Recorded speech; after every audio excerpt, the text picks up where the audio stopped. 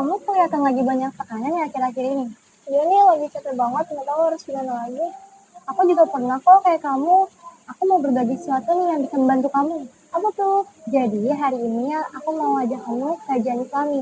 Nah kebetulan temanya itu tentang mental health loh. Yuk kita cari solusinya bareng-bareng. Boleh? Yuk.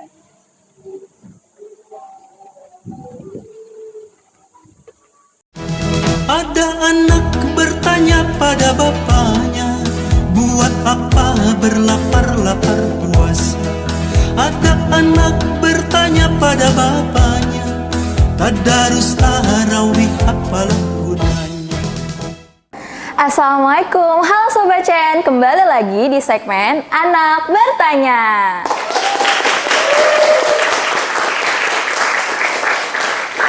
Dengan aku, Vika Naura Mafaza dari kelas 10 DKV 2 selaku host pada hari ini. Nah, hari ini kita kedatangan tamu spesial nih guys. Kira-kira siapa ya tamu spesialnya? Assalamualaikum Ustadz. Selamat sore, apa kabar nih Ustadz? Alhamdulillah sehat. Gimana kabarnya? Alhamdulillah. Nah, untuk hari ini kita mau bawain materi tentang apa sih Ustadz? Mental health ya, Oh, kesehatan mental health. mental. Tentang kesehatan terutama mental. remaja nih ya, siswa-siswi kita. Oke. Iya. Yaudah silakan Ustadz untuk pembawaan materinya. Baik. Bismillahirrahmanirrahim. Assalamualaikum warahmatullahi wabarakatuh. Waalaikumsalam warahmatullahi wabarakatuh. Alhamdulillahirabbil alamin. Wal 'aqibatu lil muttaqin wala udwana illa 'alal zalimin.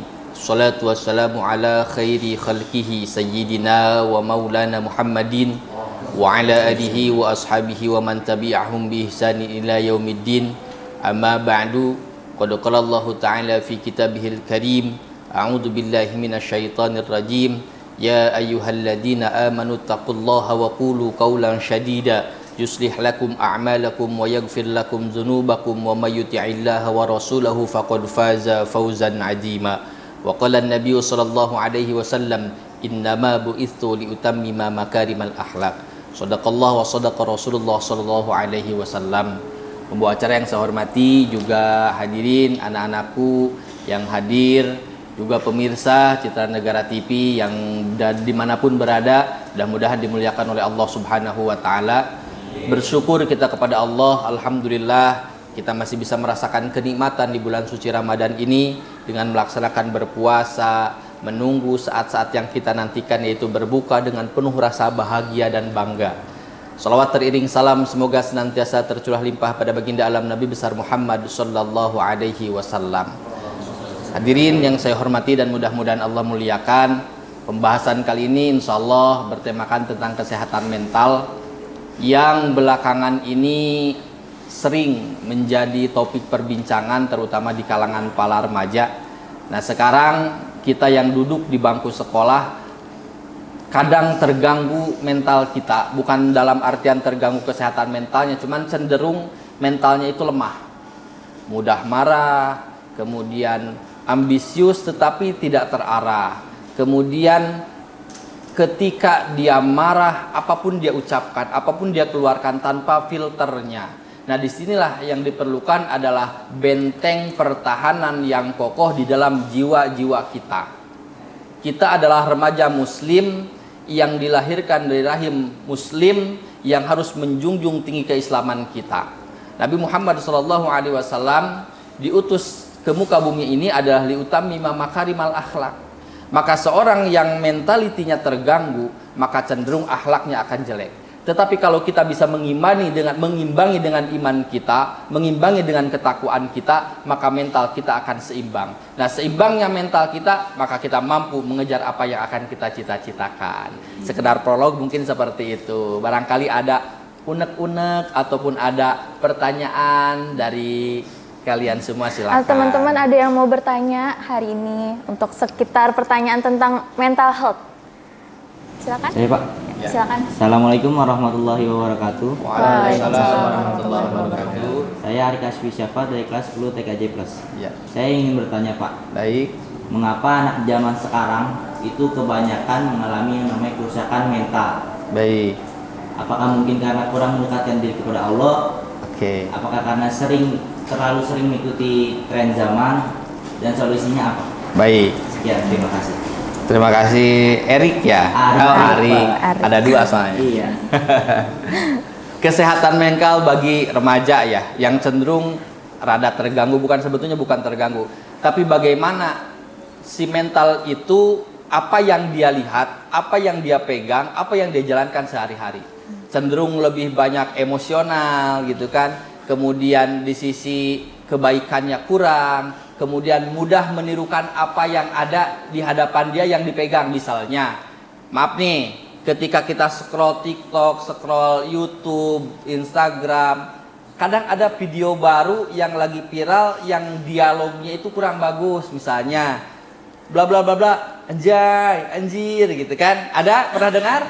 Nah, kemudian itu kalian aplikasikan di dalam kehidupan kalian. Lagi belajar ditegur guru, anjay 10 Pak Guru, kan tidak etis. Nah, itulah yang dimaksud terganggu itu seperti itu. Nah, makanya apa caranya, bagaimana solusinya?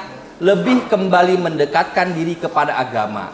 Karena nilai-nilai agama yang mendasari dan membentengi kehidupan kalian. Karena lahirnya agama itu kan, di dalam definisi agama itu adalah wad'un ilahiyun sa'ikun lidawil ukulis salimah liyana lusa'adati fi ma'asihim wa ma'adihim. Yang disebut agama itu adalah seperangkat peraturan Tuhan untuk manusia lidawil ukulis salimah yang mempunyai akal yang sempurna. Jadi agama itu untuk makhluk yang mempunyai akal yang sempurna. Kalau misalnya kita merasa bahwa diri kita itu mempunyai akal yang sempurna, ya maka jalankan agama. Salah satunya adalah mengutamakan keagungan akhlak untuk memperbaiki dekadensi moral kita. Apapun yang kita lihat di sosial media, apapun yang merasuki kita di sosial media, tentunya akan difilter dengan agama itu. Supaya apa? Liyana lusa'adati fi ma'asihim wa ma'adihim. Supaya kita mendapatkan kebahagiaan di dunia dan kesejahteraan di akhirat. Jadi agama itu bukan semata-mata kita untuk mengabdi, bukan, tetapi adalah bentuk peraturan Tuhan untuk kita yang harus kita jalani. Nah, dampaknya adalah kebahagiaan kita dan kesejahteraan kita di dunia dan di akhirat. Begitupun dengan kita. Para remaja banyak sekali problemnya ketika tuntutan belajar di sekolah, kemudian tuntutan belajar lagi di rumah, kemudian ada tugas dan lain sebagainya, menyebabkan kita down, menyebabkan kita stres di dalam belajar. Dekatkan kepada agama. Maka salah satunya adalah dengan memperbanyak mengaji, memperbanyak mengkaji, dan memperbanyak tholabul ilmi. Mungkin itu ya. Sudah terjawab. Mungkin ada teman-teman lainnya, ada yang mau nanya lagi? Oke, silakan. Baik. Assalamualaikum warahmatullahi wabarakatuh. Waalaikumsalam warahmatullahi wabarakatuh. Nama saya Rizky Aulia dari kelas 11 di kelas 11. Saya ingin bertanya Ustaz, kan tentang mental health ini kan udah beberapa tahun belakangan ini masih banyak banget yang ngebahas. Nah, betul. Terus banyak juga berita-berita tentang remaja-remaja yang dia tuh stres, depresi sama hubungannya dia sama belajar. Terus ada juga yang depresi sama tuntutan dari mungkin orang tuanya juga. Nah, kira-kira gimana cara Islam menanggapi hal tersebut? Baik. Di dalam Al-Quran surat Al-Baqarah ayat yang terakhir, Allah berfirman, la yukallifullahu nafsan illa wus'aha. Allah tidak akan membebani seseorang luar dari batas kemampuannya. Kalau Allah memberikan tugas itu kepada kita, sudah otomatis kita akan mampu menjalaninya. Cuman bagaimana pola pikir kita bahwa oh, tugas ini adalah tugas saya dan harus saya selesaikan dan saya pasti bisa. Nah, mindset itu diterapkan kepada diri kita, maka kita akan menjalankan itu dengan senang hati tanpa tekanan apapun. Sebaliknya, ketika kita beranggapan tugas, kemudian keseharian kita, kemudian pembelajaran kita, sekolah kita menyebabkan kita depresi, menyebabkan kita stres, justru itu yang menyebabkan stres adalah pola pikir dan pandangan kita. Maka dari sini bisa kita pahami, kalau kita ingin menjauhi daripada problematika dari mental ini adalah fokus terhadap apa yang ingin kita capai, kemudian bentengi diri kita dengan agama, balut diri kita, jiwa kita dengan akhlak, maka kita akan meminimalisir, minimal kita terhindar daripada kenyataan yang ada belakangan ini. Gitu. Sudah jelas ya Ustadz. Baik. Mungkin ada teman-teman lagi, ada yang mau bertanya? Oh, silakan. Assalamualaikum warahmatullahi wabarakatuh. Waalaikumsalam warahmatullahi wabarakatuh. Perkenalkan, nama saya Ahmad Danang Wibowo dari kelas 11 JKT Plus. Saya ingin bertanya Ustaz, bagaimana cara mengontrol emosi pada saat bulan Ramadan? Baik. Nah, di dalam Al-Quran Allah Subhanahu wa Ta'ala berfirman bahwa fakku raqabah, lepaskan diri kalian dari perbudakan. Nah, berarti diri kita ini adalah terbelenggu. Kalau diri kita terbelenggu berarti harus dibebaskan. Nah, cara pembebasannya itu seperti apa? Salah satunya adalah melepaskan perbudakan hawa nafsu kita. Kalau kita terbebas dari perbudakan hawa nafsu, maka semua aktivitas agama kita, aktivitas ibadah kita akan enak dilaksanakannya. Lain halnya ketika kita terus aja digulung oleh hawa nafsu kita. Kan nafsu itu ada nafsul mutmainnah, ada nafsul lawamah, ada nafsul ammarah yang cenderung kepada kejelekan. Nah, nafsu-nafsu itu kita belenggu, nafsu-nafsu itu kita ikat, nafsu-nafsu itu kita jinakkan, maka fakku raqabah, kita akan terbebas dari namanya perbudakan hawa nafsu kita. Nah, bulan puasa ini salah satunya, dengan mempuasakan diri kita, meningkatkan kualitas dan kuantitas ibadah kita, mempertebal keimanan kita, maka nafsunya bisa mengecil, bisa gampang kita jinakkan. Gitu. Gitu, mungkin ada teman-teman lagi yang mau bertanya? Sudah enggak ya mungkin. Bulan puasa ini membuat kita mempertebal iman dan ibadah kita juga lebih lancar gitu. Tadi kan kita udah bahas tentang mental health nih, teman-teman juga ada pada tanya. Kira-kira kesimpulannya apa lagi sih nih Ustadz? Baik. Untuk menjaga kesehatan mental kita, terutama bagi remaja muslim dan muslimah yang ada di sekeliling kita, terutama pelajar khususnya, pertama adalah lebih membentengi diri kita dengan akhlak, lebih membentengi diri kita dengan agama. Kalau diri kita dibenteng dengan akhlak dan agama, maka tekanan apapun yang akan melanda kita, kita tidak akan pernah stres, kita tidak akan pernah terganggu.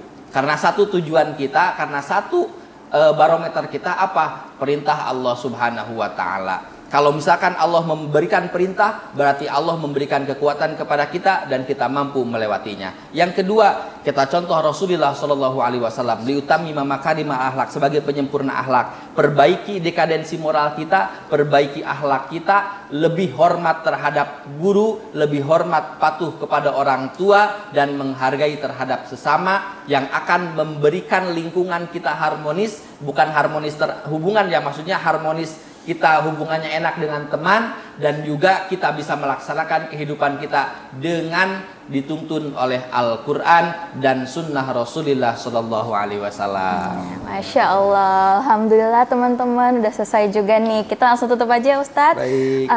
Semoga ilmu yang Ustadz sampaikan pada hari ini bermanfaat bagi kita semua. Amin.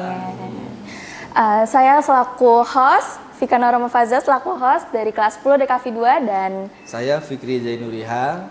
Kami pamit undur diri. Wassalamualaikum warahmatullahi wabarakatuh.